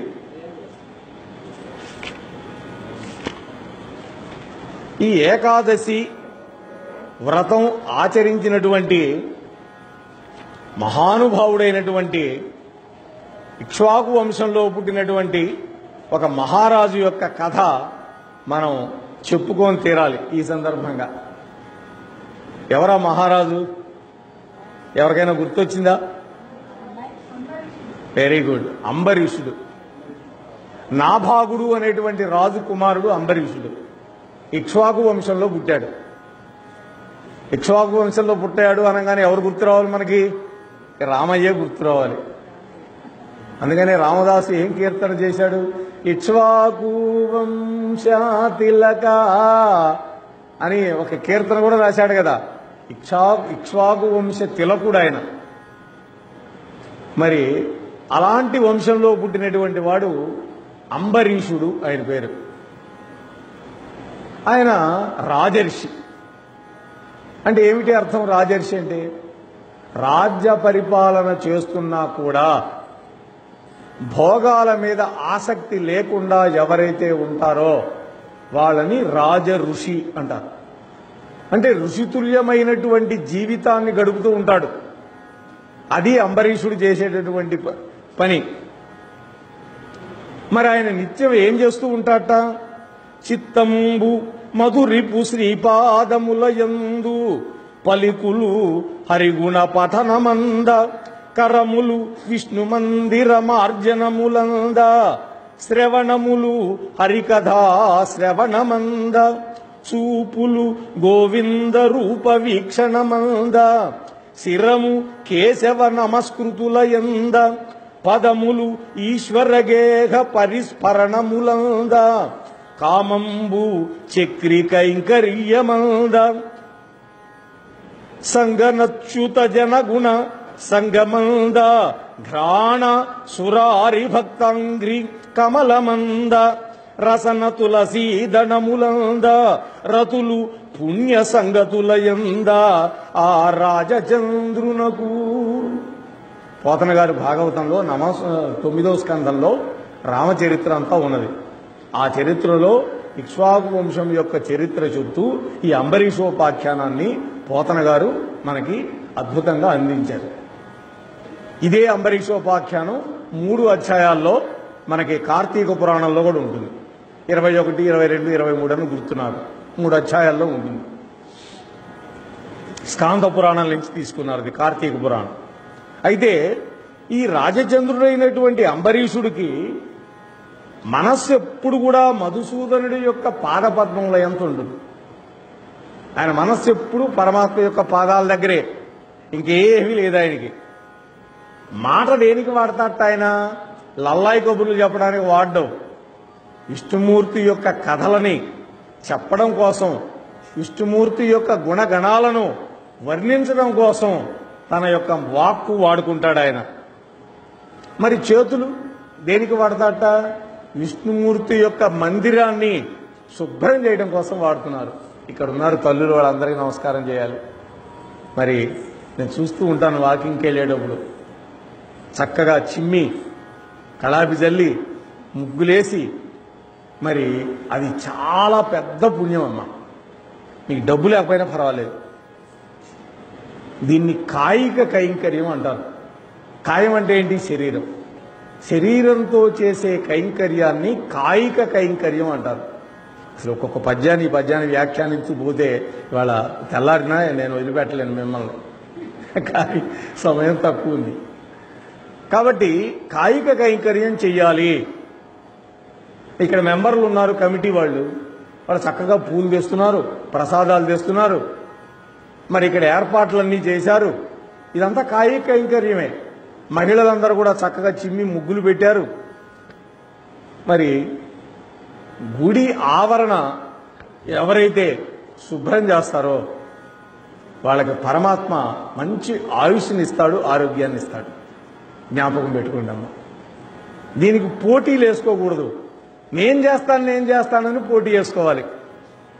నేను నిన్న చేశాను, ఇవాళ నువ్వు చేయాలని అనకూడదు. ఆమె కుదిరితే వస్తుంది, లేకపోతే లేదు. పుణ్యం నీకే వస్తుంది. ఇది జ్ఞాపకం పెట్టుకోవాలి. వాళ్లే వచ్చి నువ్వు చేశావు కదా, ఈ పూట నాకు అవకాశం ఇవ్వు అనేటటువంటి పరిస్థితిలోకి రావాలి. ఇది కాయిక కైంకర్యం. ఈయన ఎప్పుడు కూడా అలా చేసేవాడు. అలాగే చెవులు హరికథా శ్రవణానికి వాడుకునేవాడు. పరమాత్మ యొక్క కథలు వినటానికి చెవులు. ఇవాళ చెవులు మనం సీరియల్స్ వినటానికి వాడుకుంటున్నాం. చెవులు కళ్ళు. అవునా? ఒక స్త్రీకి 2 భర్తలు ఏంటి, లేకపోతే ఒకడికి 2 పెళ్ళాలు, ఇట్లాంటివిగా వాటిలో వచ్చేది. అత్త విషం పెడుతుంది కోడలికి, లేకపోతే కోడలు అత్తకి విషం పెట్టడం. ఇవే. అందుకనే గుర్తుపెట్టుకోండి, అడ్వర్టైజ్మెంట్స్ వస్తాయి. మీరు గమనించారా ఎప్పుడన్నా? ఈ సీరియల్స్ అప్పుడు ఈ సబ్బులువి, ఈ ఫెయిర్ అండ్ లవ్లీ, ఇవన్నీ కాల్గేట్ అని మన దేశం కంపెనీలు కాదు ఇవి. హిందూస్థాన్ లీవర్ అనగానే మనది అనుకునేరు పొరపాటు పడి. కాదు, ప్రాక్టర్ అండ్ గ్యాంబుల్, ఇవన్నీ ఇతర దేశాల కంపెనీలు. ఈ లాభాలన్నీ వాళ్ళకి వెళ్ళిపోతాయి. ఈ డబ్బుతో వాళ్ళు ఏం చేస్తారో తెలుసా? ఇక్కడ క్రైస్తవ మిషనరీలకు పంపించే డబ్బుని మతాలు మార్చడానికి వాడతారు. దుప్పట్లు, రగ్గులు, వాళ్ళకి భోజనాలు ఇవన్నీ పెట్టి వాళ్ళ మతంలోకి లాక్కోవడానికి ఈ డబ్బును వాడతారు. ఈ డబ్బు ఎవరిచ్చారు? ఎక్కడి నుంచి పోయింది? నీ జేబులో నుంచే పోయింది. ఓ సబ్బు కొన్నావు, ఓ పేస్ట్ కొన్నావు, ఇంకోటి కొన్నావు, ఆ డబ్బు నీ నుంచే పోయింది. మన మతాన్నే మన వేళ్లతోటి మన కళ్ళు పూడుస్తారు. మనం చూడలేదనుకోండి, ఏం చేస్తారు వాళ్ళు? దాన్ని దిక్కుమాల సీరియస్ తీస్తారా? ఆడవాళ్ళలో మార్పు రావాలి. ముందు జ్ఞాపకం పెట్టుకోండి, ప్రయత్నం చేయండి. సరే, గోవిందుడి యొక్క మోహన రూపాన్ని వీక్షించడం కోసం కళ్ళు వాడుకుంటాడు ఆయన. శిరస్సు దేనికిచ్చాడు? ఉత్తమాంగం. భగవంతుడి యొక్క పాదాల చెంత శిరస్సును తాకించి నమస్కారం చేయటం, లేదా గురువుల యొక్క పాదాలకి తాకించి నమస్కారం చేయటం కోసం మనకి శిరస్సు. కాళ్ళు ఇచ్చాడు దేవుడు. దేనికా కాళ్ళు? విష్ణు మందిరానికో ఇంకో మందిరానికో వెళ్ళి నడిచి చక్కగా దండం పెట్టుకొని రావడానికి, ప్రదక్షిణం చేయటానికి. గుడికి 99.9% నడిచి వెళ్ళమన్నారండి. జ్ఞాపకం పెట్టుకోండి. ఎక్కడో దూరం చీరాల నడవలేము, బండేసుకొని పోండి, తప్పేం లేదు. మనకి ఇక్కడే ఉంది గుడి, దీనికి బండేసుకొని రావాలి, నడిచి రావాలి. అప్పుడు ఏమవుతుంది? కాళ్ళు మనకి ఇచ్చినటువంటి సార్థకత కలుగుతుంది. అలాగే భగవంతుడి చుట్టూ ప్రదక్షిణం చేయాలి. ప్రదక్షిణం అనగానే కొంతమంది పరిగెత్తుంటారు. సాయిబాబా గుళ్ళో చూశాను నేను. పరిగెత్తడమే, జనాన్ని కూడా తోసేసి పరిగెత్తుంటారు. అదేదో కాగితం ఉంటుంది, దానికి ఏదో టిక్కులు పెట్టుకుంటూ. దీనివల్ల ఏం ఫలితం రాదు. నీ మనస్సు అంతా కాగితం మీద ఉంది, సంఖ్య మీద ఉంది. రాశి ముఖ్యం కాదు, వాసి ముఖ్యం. ప్రదక్షిణ చేసేటప్పుడు రాముల వారి గుడిలో ప్రదక్షిణం చేస్తున్నాము. రాముల వారి శ్లోకం 1, 2 నీకు వచ్చుంటే అవి చదువుకుంటూ ప్రదక్షిణం చేయి. ఆపదాం అపహర్తారం దాతారం సర్వసంపదాం లోకాభిరామం శ్రీరామం భూయో భూయో నమామ్యహం. రాముడు పెద్ద దొంగట. ఇదేంటి మాస్కార్ని పిలిచి ఇక్కడ కూర్చోబెడితే రాముడు దొంగ అంటున్నారు అనుకుంటారేమో. దొంగే రాముడు. ఏం దొంగతనం చేస్తాడు ఆయన? ఆపదాం అపహర్తారం. అర్థం కూడా తెలుసుకోవాలి మా శ్లోకాలకి. ఆపదలు అపహరించే దొంగ ఆయన. మంచి దొంగ. అర్థమైందా? ఆపదలు అపహరించి దాతారం సర్వసంపదాం అన్నాడు. మనకి సర్వసంపదలు ఇస్తాడు. అందుకని ఆయన నామం తలుచుకొని చేయండి. లేదు ఆంజనేయ స్వామి ఒక శ్లోకం చదివాను ఇందాక, ఆ శ్లోకం చదువుకోండి. కృష్ణు మందిరానికి వెళ్ళారు, వసుదేవ సుతం దేవం చదువుకొని చేయండి. ఇలా భగవంతుడి యొక్క నామాన్ని జపించుకుంటూ నిదానంగా నడవాలి. గర్భిణీ స్త్రీ ఎంత నిదానంగా చక్కగా నడుస్తుందో అలా ప్రదక్షిణం చేయాలి. విష్ణాలయంలో అయితే 4 సార్లు చేయమన్నారు, శివాలయంలో అయితే 3 సార్లు చేయమన్నారు, నవగ్రహాలకైతే 27 సార్లు చేయమన్నారు. అలాగే ఏదైనా సరే ఒక పని అనుకొని చేసేటప్పుడు 108 సార్లు చేయమన్నారు. ఆ 108 ఏంది? విచిత్రంగా ఉంటుంది కదా 108. 108లో అంకెలు కూడితే ఎంత వస్తుంది? 9. 9 పూర్ణ సంఖ్య. పూర్ణ ఫలం రావాలంటే మనం 108 చేయాలి. అంటే ఇవన్నీ కూడా కామ్యకమైనటువంటి ఆలోచనలు ఉన్నప్పుడే, లేకపోతే అక్కర్లా. 3 సార్లు చేసినా చాలు. అసలు నువ్వు ప్రదక్షిణం చెయ్యాలనుకొని చేయకపోయినా కూడా ఫలితం ఇస్తాట. ఒకప్పుడు ఒక తల్లి ఓ చిన్న బిడ్డను తీసుకొని వచ్చింది గుడికి. ఆ రోజు ఇంటి దగ్గర ఏదో పాలు పెట్టి వచ్చింది. చక్కన ఊరికి లోపలికి వచ్చి నమస్కారం పెట్టుకొని వెళ్ళిపోవాలనుకుందాను. కానీ ఆ పిల్లాడు సంకల నుంచి జారి గుడి చుట్టూ పరిగెత్తున్నాడు. వాడిని పట్టుకోవడం కోసం ఆమె ఏం చేసింది? అవునా, ఆమె కూడా తిరిగింది. ఆమె ఏమన్నా ప్రదక్షిణం చేయాలని చేసిందా? లేదే. దీన్ని అనుషంగిక ప్రయోజనం అంటారమ్మా. ఏమంటారు దీన్ని? అనుషంగిక ప్రయోజనం. అంటే ఒక పని కావాలని మనం చెయ్యకపోయినా దానివల్ల వచ్చే ఫలితం అనుషంగికం. ఇది గుర్తుపెట్టుకోండి. కాబట్టి అలా ప్రదక్షిణం చేయాలి. ప్రదక్షిణం చేసేటప్పుడు భగవన్నామాన్ని జపించడం, నిదానంగా తిరగటం, ఎవడికోడికి డ్యాష్ ఇవ్వడు, ఇట్లాంటి పనులు చేయకూడదు. అదే శివాలయంలో అయితే అక్కడ చండికేశ్వరుడు ఉంటే అక్కడ సోమసూత్రం వరకు వెళ్ళి వెనక్కి వెళ్ళి ప్రదక్షిణం చేయాలి. అదొక సిస్టమ్. చండికేశ్వరుడు ప్రతిష్ట లేకపోతే మామూలు ప్రదక్షిణం చేయొచ్చు. సమయం వచ్చింది కాబట్టి చెబుతున్నాను. శివాలయానికి వెళ్ళాం, ఒక కొబ్బరికాయ ఇచ్చి కొట్టాడు దేవుడికి. ఆయన నీకు ఒక చిప్ప రావాలి కదా, నా చిప్ప నాకు ఇవన్నీ అడగకూడదు. గుర్తుపెట్టుకోండి. విష్ణాలయంలో అడిగి తీసుకోవచ్చు, శివాలయంలో అడగకూడదు. అడగకుండా ఆయనే కనుక ఒక చిప్ప ఇస్తే దాన్ని తీసుకొని చండికేశ్వరుడి దగ్గరికి వెళ్ళి, స్వామి యొక్క ప్రసాదం నాకు ఇచ్చాడు అర్చక స్వామి, దీన్ని నువ్వు అనుమతిస్తే ఇంటికి తీసుకెళ్తానని చెప్పాలి. అక్కడికి పోయి పెద్ద పెద్దగా చప్పట్లు కొట్టేది ఇవన్నీ పనులు చేయకూడదు. ఆయనకే చెవుడు లేదు. అక్కడ పోయి చిటికి వేయాలంటే ఇట్లా. అంటే చండికేశ్వరుడు ఎప్పుడు కూడా శివుడు యొక్క ధ్యానంలో ఉంటాడమ్మా. ఆయన ఆ ధ్యానంలో నుంచి మన వైపు దృష్టి మళ్లించడం కోసమని ఊరికి అలా సున్నితంగా ఒక చిటిక వేయాలి. అంతేగాని అక్కడ పోయి పెద్ద పెద్దగా చప్పట్లు చేసి ఇవన్నీ చేయకూడదు. తెలియకనే ఇవన్నీ. అందుకని సందర్భం వచ్చింది కాబట్టి చెబుతున్నా. చక్కగా అదే చండికేశ్వరుడు లేడనుకుందాం కాసేపు, అప్పుడు నందీశ్వరుని ప్రార్థించాలి. మనకిచ్చిన దళాలు ఏవైనా నందీశ్వరుడి మీదే పెట్టాలి. ప్రసాదం మాత్రం చక్కగా తీసుకొని తినచ్చు. శివాలయంలో ప్రసాదం తీసుకోకూడదని ఎక్కడా లేదు. అయితే మనం కొబ్బరికాయ ఇస్తే అడిగి తీసుకోకూడదు. జ్ఞాపకం పెట్టుకోండి. జనరల్గా ఇవాళ పూజారులు మనం అడగకపోయినా మన చెప్పు మనకి ఇచ్చేస్తారు. వాళ్ళు ఇవ్వకపోతే అడగద్దు. ఏదైనా పులిహార ప్రసాదం పెట్టారు, చక్కగా తినేసి చేయగడుక్కొని వచ్చేసేయండి, ఏం కాదు. తినకుండా వస్తే ప్రమాదం. గుర్తుపెట్టుకోండి. భగవంతుడికి అపచారం చేసినట్టు అవుతుంది. అందుకని అలా చేయకూడదు. సరే,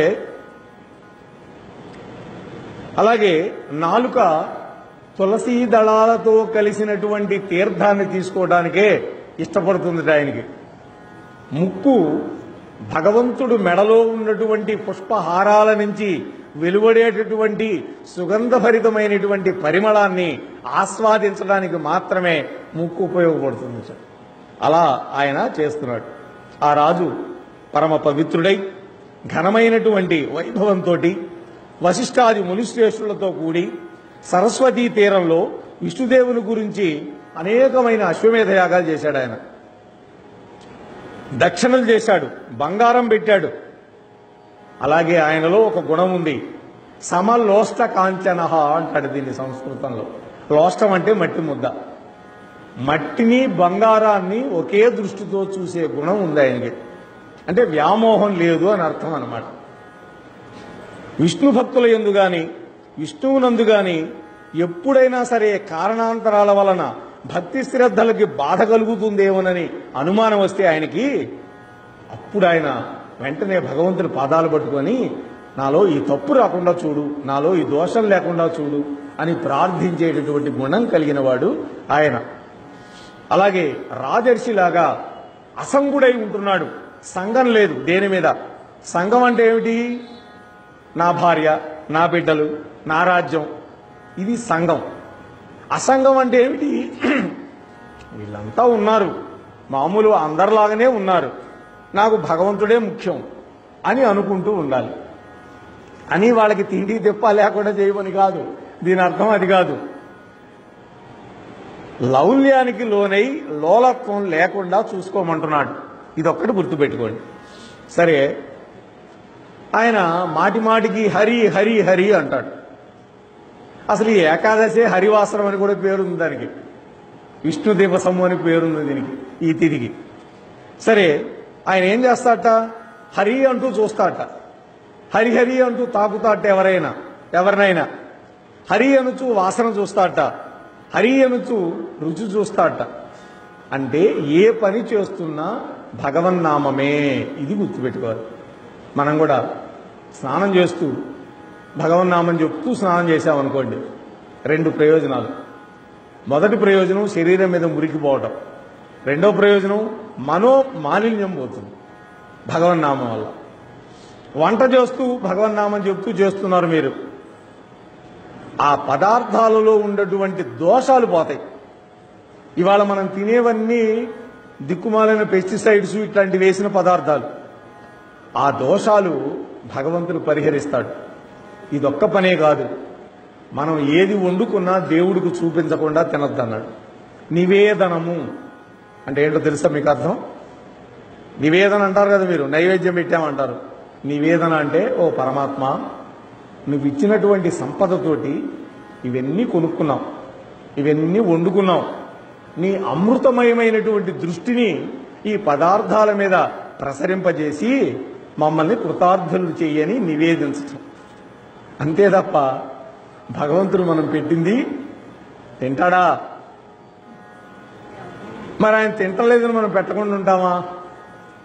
ఆయన తింటే మనం పెడతామా? ఆలోచించుకోండి. ఒకటి వెనకడికి ఒక గురువు గారిని అడిగాడు కొంటి ప్రశ్న.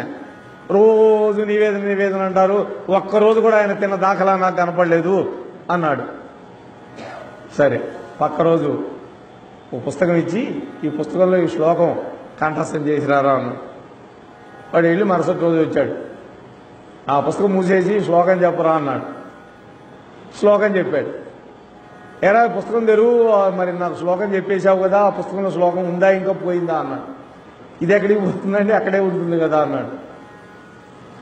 కాబట్టి మనకి మనసులోగా ఆ శ్లోకం వచ్చినా కూడా అది అక్కడే ఉన్నట్టు, పరమాత్మ గ్రహించినా కూడా పదార్థం అక్కడే ఉంటుంది. ఆయన ఏం చేస్తాడు? సూక్ష్మగ్రాహి. ఆయన సూక్ష్మగ్రాహి జనార్దన. ఆయన సూక్ష్మగ్రాహి. తన అమృతమయమైన దృష్టిని దాని మీద ప్రసరింపజేస్తే మనకి సౌభాగ్యం కలుగుతుంది, ఆనందం కలుగుతుంది, ఆరోగ్యం కలుగుతుంది. ఇది గుర్తుపెట్టుకోవాలి. సరే,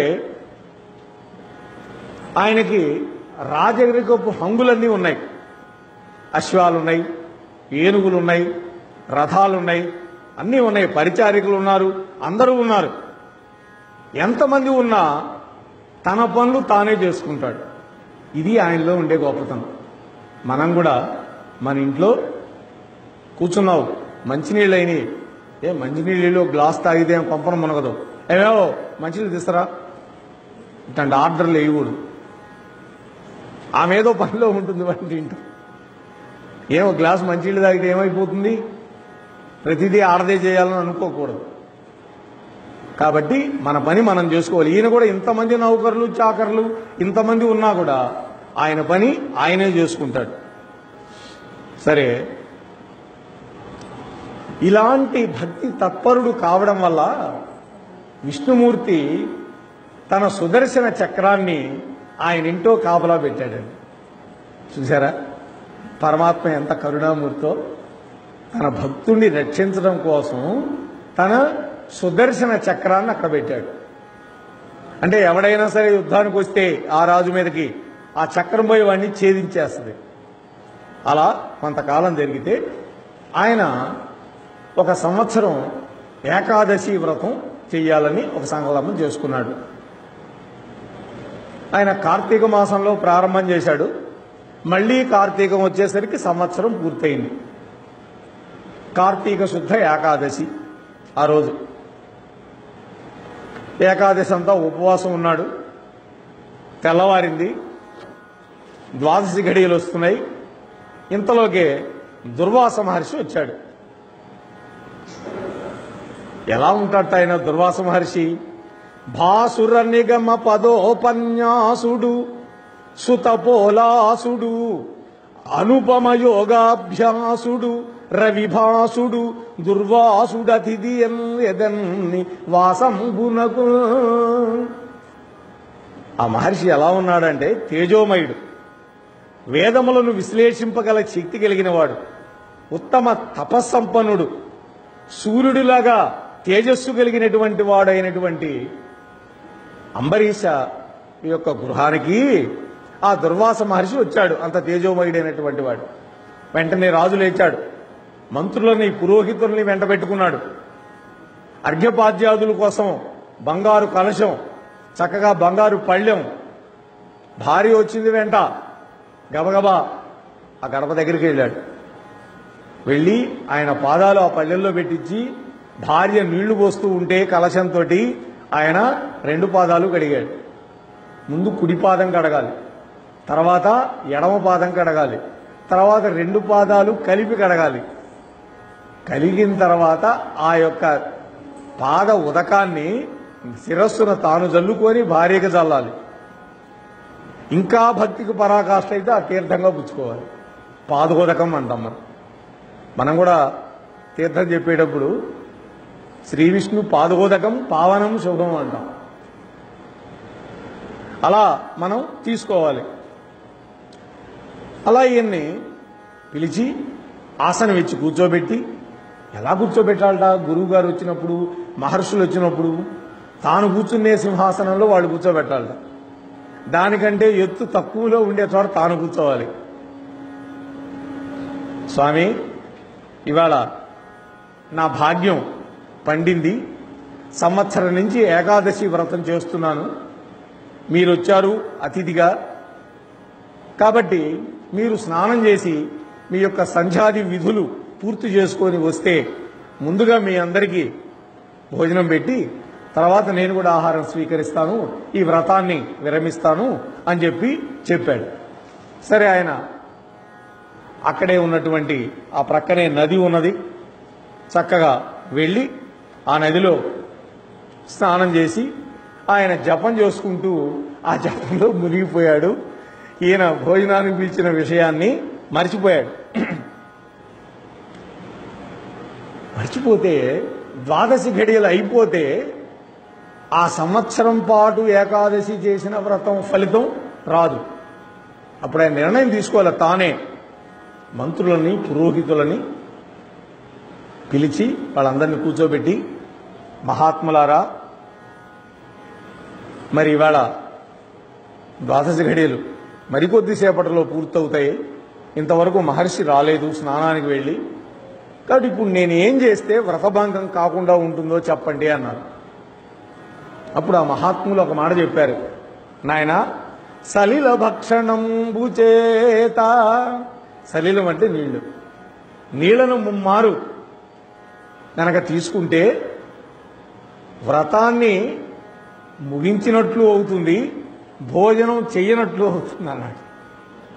వాళ్ళందరూ చెప్పారు ఆ మాట. అప్పుడు ఆయన తులసి తీర్థాన్ని 3 సార్లు పుచ్చుకొని లేచాడో లేదో వచ్చేశాడు.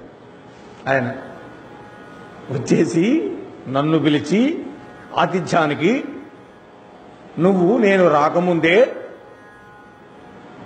ఆహారాన్ని తీసుకున్నావు, నువ్వు చాలా ఘోరమైనటువంటి తప్పు చేశావు, ఇక్ష్వాకు వంశంలో పుట్టావు, మాట తప్పని వాడివని నేను అనుకున్నాను, కానీ నువ్వు దురాత్ముడులాగా ప్రవర్తించావు. ఆ ముని పటపటపట పళ్ళు కొరుకుతూ ఉన్నాడు. తన జటలో నుంచి ఒక జట పీకాడు, నేలకేసి కొట్టాడు. కృత్య అనేటువంటి ఒక రాక్షసి వచ్చింది. ఏమి నీ ఆజ్ఞ స్వామి అన్నది. ఇదిగో ఇతన్ని భక్షించేసేయమన్నాడు ఈ రాజుని. ఆ కృత్య రాజుగారి మీదకు దూకింది. వెంటనే అప్పటి వరకు పూజా మందిరంలో ఉన్నటువంటి దివ్యమైన సుదర్శన చక్రం ఒక్కసారి రివ్వున గాలిలోకి లేచింది. లేచి మహర్షి వెంటబడింది.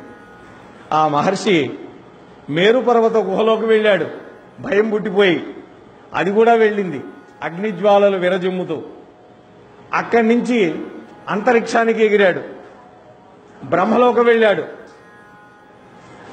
ఓ విధాత, విశ్వసృష్టి కార్య దురంధర, ఈ చక్రము యొక్క భయము నుండి నన్ను కరుణతో కాపాడు ప్రభో, రక్ష రక్ష రక్ష అని బ్రహ్మదేవుడు పాదాల మీద పడ్డాడు. బ్రహ్మదేవుడు అన్నాడు, ఓ మునివర్య, శ్రీహరి యొక్క ఈ సుదర్శన చక్ర అగ్నిజ్వాలలు ఎవ్వడనూ వారింపలేడు. నేను, శివుడు, దక్షుడు, ఇంద్రాది దేవతలు, ప్రజాపతులు, భృగువు, రాజులు ఈ విష్ణువు యొక్క ఆజ్ఞలని శిరోధార్యంగా భావించేవాళ్ళం. మాకేం స్వతంత్ర ప్రతిపత్తి లేదు. కాబట్టి ఆయన చెప్పినట్టు మేం చేసేవాళ్ళం. కాబట్టి ఈ సుదర్శనుణ్ణి మేము ఆపలేము అనగానే అక్కడి నుంచి పరిగెత్తుకుంటూ కైలాసం వెళ్ళాడు. పాహిమాం శివ శివ శివ. అప్పుడు శివుడు అన్నాడు, నాయన, ఏ విశ్వేశ్వరుని నుండి సకల జీవరాశులు ఉద్భవించి లయం పొందుతాయో, ఎవ్వడి యొక్క మాయాశక్తి చేత మేము కూడా భ్రాంతిని పొందుతూ ఉంటామో, ఎవ్వడి యొక్క మాయను నేను, దేవల ఋషి, ప్రహ్లాదుడు, నారదుడు, బ్రహ్మ, సనత్కుమారుడు, ధర్ముడు, కపిలుడు, మరీత్యాది అఖిల దేవతలు, సిద్ధులు ఆ మాయా మూలం ఇది అని మేము ఎరగలేము. ఆ మాయకు మూలం ఏంటి అనేది మాకు తెలియదు. అటువంటి మాకు ఈ సుదర్శన చక్రాన్ని ఆపడానికి మాకు శక్తి చాలదు, నువ్వు విష్ణువునే శరణు వేడు అని చెప్పి వాళ్ళు చెప్పారు. అప్పుడు ఆయన వైకుంఠానికి వెళ్ళాడు. ఇక్కడ మీ అందరికి ఒక అనుమానం రావాలి, మరి వచ్చిందో లేదో. సుదర్శన చక్రం ఎవరినైనా ఏం చేస్తుంది? ఖండించి పడేస్తుంది. మరి ఆయన ఆగితే ఆగుతున్నది, ఆయన పరిగెత్తే ఆయన వెంటబోతోంది, ఆయన ఎందుకు చంపటం లేదు? గుర్తుపెట్టుకోవాలి. ఇది సుదర్శన చక్రం పారిపోయేవాడిని ఏం చేయదు, ఒకటి. 2, ఆయన పరమ భక్తుడు, మహాతపస్వి, ఆయనకు బుద్ధి చెప్పడానికి ప్రయత్నం చేస్తున్నది తప్ప ఆయన చంపడం చక్రం యొక్క ఉద్దేశం కాదు. ఇది గుర్తుపెట్టుకోవాలి. అందుకని చక్రం తరుగుతోంది. ఆ వైకుంఠములోని భర్మమణి సౌధాగ్రంబుపై లచ్చితాగ్రేవన్ మొల్లన నర్మభాషణంబులన్ క్రీడింపుచున్ పుణ్యున్ హరిన్ దేవాధీశ్వరుగాంచి ఓ వరద, ఓ దేవేశ, ఓ భక్త రక్షా విద్యా పరతంత్ర బానుపగదే చక్రానల జ్వాలలను అని విష్ణుమూర్తి యొక్క పాదాల మీద పడి ప్రార్థించాడు.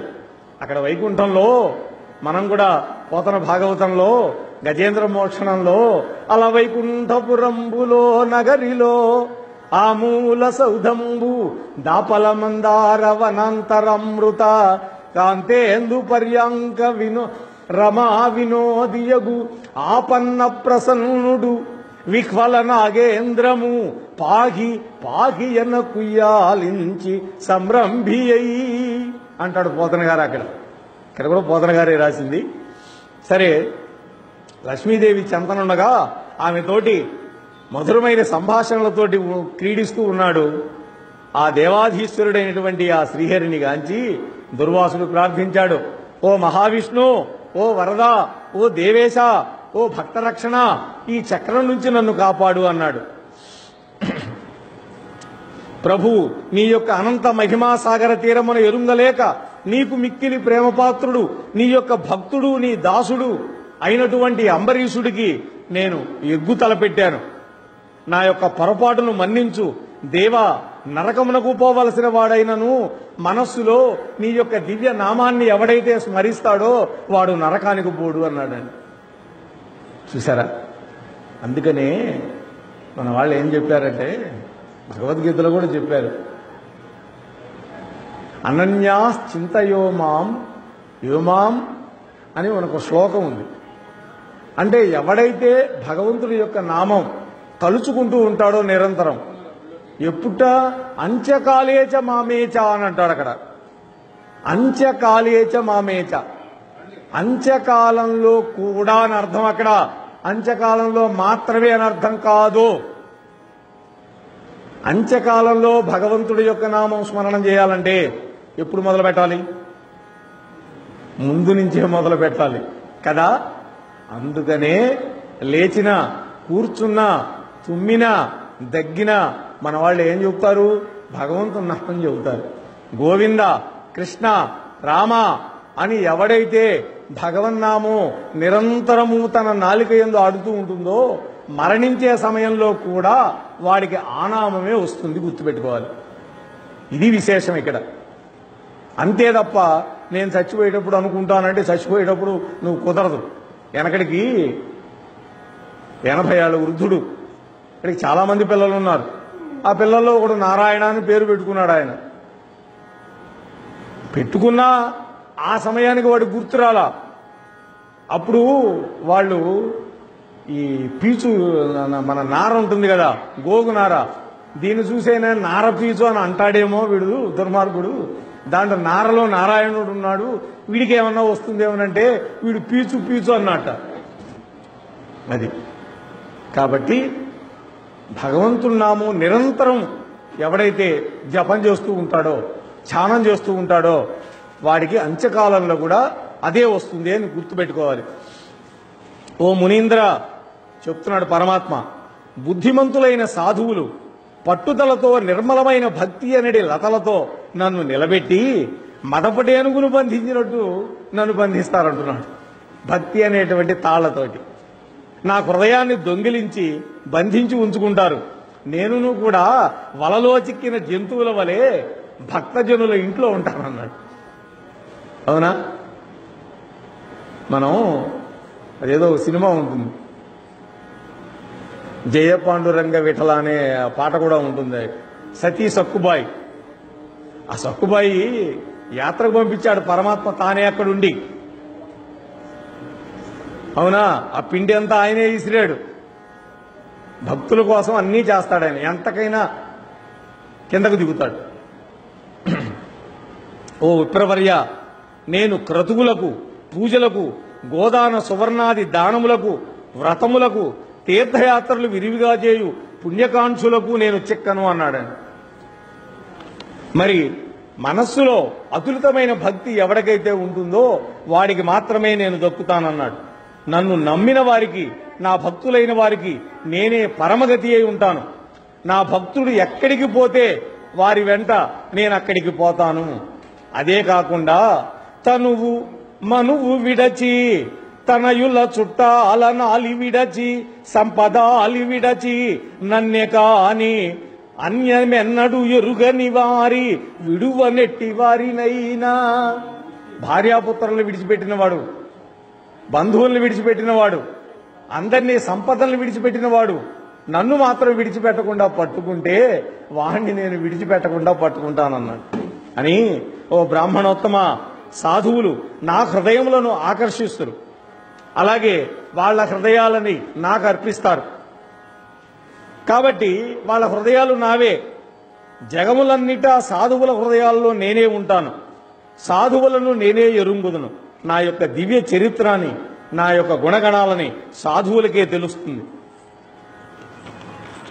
అంటూ పరమాత్మ అంటున్నాడు, ఓ బ్రాహ్మణోత్తమ, నువ్వు వెంటనే వెళ్ళిపోయి ఆ సదయుడు లోక వినుత గుణాలు కలిగినటువంటి వాడు అంబరీషుడి దగ్గరికి వెళ్ళు, ఆయన్ని వేడుకో, ఆయన్ని శరణు అను అన్నాడు. అప్పుడు ఈయన పరిగెత్తుకుంటూ వెళ్ళాడు. వెళ్ళి ఆయన పాదాల మీద పడ్డాడండి. బ్రాహ్మణుడు, ఈయన మహర్షి, సాక్షాత్తు శివుడి యొక్క అంశతో పుట్టినవాడు దుర్వాస మహర్షి అంటే. అటువంటి వాడు ఆయన పాదాల మీద పడి ప్రార్థిస్తే అప్పుడు ఆయన ఆ చక్రాన్ని ప్రార్థించాడు. ఎవరు? అంబరీషుడు.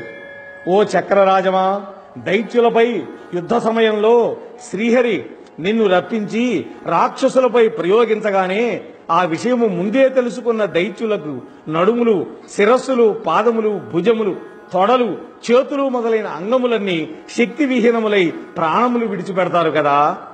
కలత చెంది నిద్రపోయిన అసురులకు నీవు కలలో కనిపించినంతనే వారు దీర్ఘ నిద్రపోతారు, అంటే ప్రాణాలు విడిచిపెడతారు. అట్లే అసురాంగనులు నిన్ను కలలో చూచినంత మాత్రాన ఉదయం లేవగానే పలవరిస్తారు, అయ్యో ఇవాళ ఏం ప్రమాదం వస్తుందో మా భర్తలకి అని. శ్రీహరి నన్ను హింసింపబోవు దుష్టులను శిక్షించుటకు నిన్ను నియోగించాడు. కాని ఈ తాపసి మిక్కిలి ఆపన్నుడై ఉన్నాడు, కావున ఇతనిని నీవు విడిచిపెట్టు అని చేతులు జోడించి ఆ యొక్క చక్రానికి నమస్కారం చేశాడు అంబరీష మహారాజు. అప్పుడు ఆ చక్రం శాంతించట్లేదు. ఇంకా అప్పుడు ఒక ప్రతిజ్ఞ చేశాడు అంబరీషుడు. విహిత ధర్మమందు విహరింతునేనియు ఇష్టమైన ద్రవ్యమిత్తునేని ధరణిసురుడు మాకు దైవతంబగునేని విప్రునకు శుభంబు వెలయుగాక. ఒక ప్రతిజ్ఞ చేశాడు. ఏమన్నాడు? నేను నా యొక్క విద్యుక్త ధర్మాలను నిష్ఠతోటి నిర్వహించిన వాడినైతే, సత్పాత్రులకు ఇష్టమైన ద్రవ్యాన్ని దానం చేసిన వాడినైతే, ఈ బ్రాహ్మణోత్తముని నేను దైవ సమానంగా పూజించినట్లయితే ఈ భూసురోత్తమునికి శుభము కలుగుగాక అని ఒక ప్రతిజ్ఞ చేయంగానే ఆ చక్రం శాంతించి మళ్ళీ పూజా మందిరంలోకి వెళ్ళి ఉన్నది. అప్పుడు దుర్వాస మహర్షిని పైకి లేపాడు. మహాత్మా, మీరు మహర్షులు, సాక్షాత్తు శివాంశ సంభూతులు, నేనా తామసగుణం కలిగినటువంటి ఒక రాజుని, నా పాదాల మీద, క్షత్రియుడి పాదాల మీద బ్రాహ్మణుని పట్టం అనేది ధర్మం కాదు, మీరు లేవండి అని లేపి ఆయన్ని ఉచితమైన ఆసనం మీద కూర్చోబెట్టి సపర్యలు చేసిన తర్వాత ఆ దుర్వాసుడు అంటున్నాడు, ఓ రాజశ్రేష్టమా, నా తప్పులు మన్నించి నాకు ఇంత మేలు చేసిదివి కదా. శ్రీహరి యొక్క పాదపద్మములను ఇంత దృఢముగా కొలుచు నీ భక్తికి ఆశ్చర్యం కలుగుతోంది నాకు. నీ వంటి వారు చాలా అరుదుగా ఉంటారు. నీ వంటి ఉత్తమ సాధుజనులకు ఇక్కడ ఇవ్వడంలో గాని, ఆపదలో రక్షించడంలో గాని, మిత్రభావంతో గాని మొదలైన మంచి గుణాలు సహజంగానే వస్తాయి కదా అని ఆయనని, ఓ రాజా, నేను చేసిన తప్పులు మన్నించి విష్ణు చక్రాన్ని యొక్క దాహమును తొలగించావు. ఓ నరేశ్వర, నీ యొక్క దయారసముల చేత నా ప్రాణములు మరలా కుదుటపడ్డాయి, నేను ధన్యుణ్ణైనాను, నేను వెళ్ళి వస్తానన్నాడు. అంటే అప్పుడు అన్నాడు ఈయన, మహానుభావ, పదార్థాలన్నీ సిద్ధంగా ఉన్నాయి, మీరు చక్కగా వస్తే మీకు భోజనం పెడతానన్నాను. అప్పటికి ఎంత సమయం పట్టిందో తెలుసా? సంవత్సరం పట్టింది. ఈ సంవత్సరం పాటు తిండి తిప్ప లేకుండా రాజుగారు ఉన్నాడు. అదండి వాళ్ళ గొప్పతనం. అప్పుడు ఆ మహర్షికి మృష్టాన్న భోజనాలన్నీ పెట్టి కావాల్సిన సపర్యలన్నీ చేసిన తర్వాత తాను, తన కుటుంబ సభ్యులు, తన పరివారంతో ఆయన భోజనం చేశాడు. ఇలాంటిది ఏకాదశి వ్రతాన్ని ఆచరించి ఆ యొక్క అంబరీషుడు పరమాత్మ యొక్క అవ్యాజమైనటువంటి కృపా కటాక్షాలకి నోచుకున్నాడు. కాబట్టి మనం కూడా యథాశక్తి పరమాత్మ యొక్క కైంకర్యంలో పాల్గొన్నాం. పరమాత్మ యొక్క భక్తి తత్పరతలకి మనం కూడా ప్రోధి చేసుకుందాం. ఇక్కడ మనకి శ్రద్ధా కేంద్రంగా ఈ రామాలయం ఉంది, అలాగే కృష్ణ మందిరం ఉంది, 2 ఉన్నాయి ఇక్కడ కదా. ఈ రెండింటికి వెళ్ళాలి, ఇక్కడికే వచ్చి అక్కడికి మానేయకూడదు. అక్కడికి వెళ్ళిన వాళ్ళు ఇక్కడికి మానేయకూడదు. గుర్తుపెట్టుకోండి. రాముడు వేరు, కృష్ణుడు వేరు కాదు. ఇద్దరూ శ్రీమన్నారాయణమూర్తి యొక్క అవతార స్వరూపాలే. ఇక్కడా దర్శించుకోండి, ఇక్కడా ప్రసాదం తీసుకోండి, అక్కడికి వెళ్ళండి, కృష్ణ దర్శనం చేసుకోండి, అక్కడా ప్రసాదం తీసుకోండి. అక్కడ కైంకర్యంలో పాల్గొనండి, ఇక్కడ కైంకర్యంలో పాల్గొనండి. మన ఇంట్లో పూలు కాసినాయండి, రోజు మనమే పెట్టుకోవటం కంటే వారంలో ఒక్కరోజైనా మాల కట్టుకొని దాంట్లో తులసీ దళాలు కూడా జత చేసి తీసుకొచ్చి ఇస్తే అర్చక స్వామి మీ కళ్ళ ముందే పరమాత్మకు అలంకరిస్తాడు. ఎంత పుణ్యం మీకు. ఇలా మనం అందరం కూడా చక్కగా ప్రతి ఏకాదశికి, అలాగే రావుల వారి జన్మ నక్షత్రమైన పునర్వసు నక్షత్రం, ఇలా మనం మాఘమాసం, అలాగే ఇలా మంచి పవిత్రమైన మాసాలలో భగవంతుడికి ఎక్కువ కైంకర్యం చేస్తే ఎక్కువ ప్రయోజనం ఉంటుంది. అందులో ఇది దక్షిణాయనం పూర్తయ్యే సమయం. ఈ 15-20 రోజులు అయిపోతే సంక్రాంతి రోజున మళ్ళీ మనకు ఉత్తరాయణ పుణ్యకాలం ప్రారంభమవుతుంది. ఇప్పుడు దక్షిణాయనం. ఈ దక్షిణాయనంలో ఏం చేయాలి? మనం కేవలం ఉపాసన చేయాలి, భగవంతుడి యొక్క ఆరాధన చేయాలి.